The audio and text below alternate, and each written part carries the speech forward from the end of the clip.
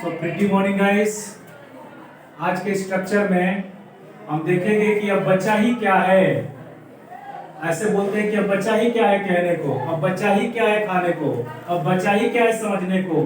तो इस तरह के सेंटेंस बोलने के लिए आपके लिए एक एडवांस स्ट्रक्चर बहुत ही मजेदार। अब बचा ही क्या है, now what has left to, और उसके बाद वर्ब की फर्स्ट फॉर्म ऐड करेंगे। बहुत ही सिंपल स्ट्रक्चर है गाइस, बहुत ही आसान है समझना और बहुत ही मजेदार भी है। तो पहला सेंटेंस इस पे हम देखेंगे,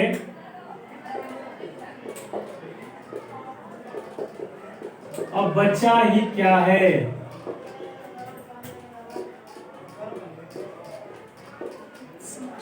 समझने को, यानी कि अब बहुत कुछ लोग समझ चुके हैं तो कहेंगे कि अब बचा ही क्या समझने को। कोई चीज देखते देखते रह रहे हैं पर बहुत समझ लिया, अब बचा ही क्या समझने को।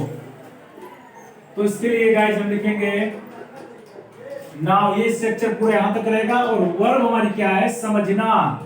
इसी को तो बस लास्ट में ऐड करना है, बाकी ये सब तो यहां से लेकर यहां तक कांस्टेंट रहेगा, टू तक कांस्टेंट रहेगा, ये कांस्टेंट वैल्यू की तरह रहेगा। Now what has left to, यहां तक हमने लिख लिया। अब बचा ही क्या है, क्या करने को, समझने को। तो समझने का होता है understand. Now what has left to understand, अब बचा ही क्या है, समझने को। दूसरा सेंटेंस,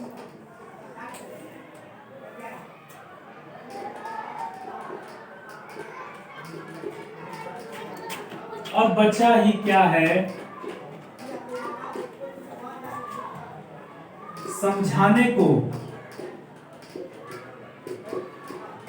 देखिएगा यहां समझना है और यहां समझाना है, थोड़ा सा यहाँ पे ट्रिकी होगा पर समझेंगे इसको भी। सेम वही स्ट्रक्चर। नाउ व्हाट हैज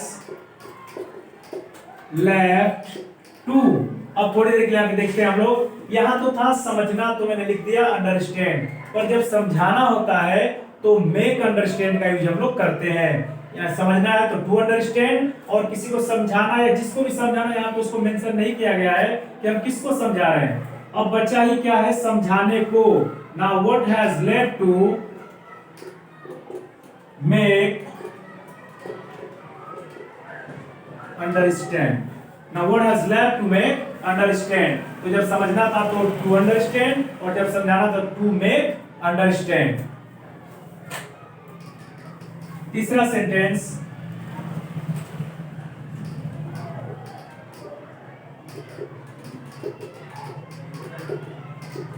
अब बचा ही क्या है, खाने को। अब बचा ही खाना क्या है, खाने को। मान के चलिए कोई पार्टी वार्टी हो रही है और आप थोड़ा सा लेट गए और घर का मालिक बोलता है कि जाओ पार्टी में खा लो, तो क्या बोलेंगे, अरे बचा ही क्या है खाने को, सब तो खत्म हो गया है। तो उस तरह अगर इंग्लिश में आपको बोलना होगा उस टाइम तो क्या वर्ड यूज करेंगे, now what has left to, खाने को। इट भी बोल सकते हैं, टेक भी बोल सकते हैं, हैव भी बोल सकते हैं गाइस। ये बहुत ही इंपॉर्टेंट चीजें होती है। ये सारे वर्ड जो है एक दूसरे के मान के चलिए कि पैरेलल है। इट का भी यूज कर सकते हैं, टेक का भी यूज कर सकते हैं, और हैव का भी। सबका मतलब होता है खाना, लेना, पाना, सब कुछ इसमें होता है। वर्ड जिस सेंटेंस में जैसे आएंगे उस तरह का सेंस देंगे। तो आप बोल सकते हैं now what has left to eat, what has left to take, what has left to have. इन तीनों का मतलब बहुत ही इंपॉर्टेंट और बहुत ही मजेदार होता है। मैं तो आपको गाइस सजेस्ट करूंगा कि आप लोग हैव का या टेक का यूज करिए। इट बहुत ही ओल्ड मॉडल का समझ लीजिए कि हो चुका है। हाँ, गलत नहीं है, सेंस वही है सबका।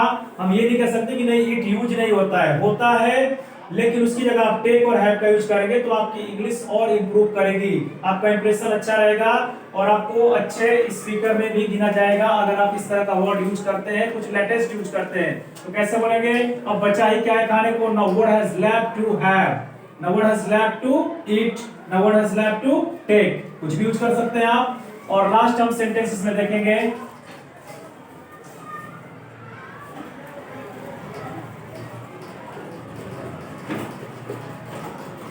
अब बचा ही क्या है,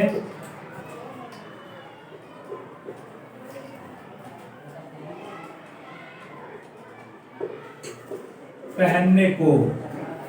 अब बचा ही क्या है, पहनने को। शादी विवाह है अगर घर में और सब लोग सब कुछ अपना पहन के तैयार हो चुके हैं, अब कोई बोलेगा कि जुराब ही नहीं है किसी के पास। कभी कभी क्या होता है कि मोजा जुराब ही खत्म हो जाता है, तो बोलते हैं कि जुराब, तो बोलते देखो वहां पे होगा किसी के जूते में, तो बोलते हैं कि अब बचा ही क्या है पहनने को, वहां तो कुछ है ही नहीं।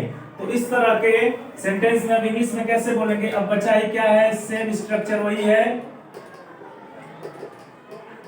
Now what has left to, पहनना,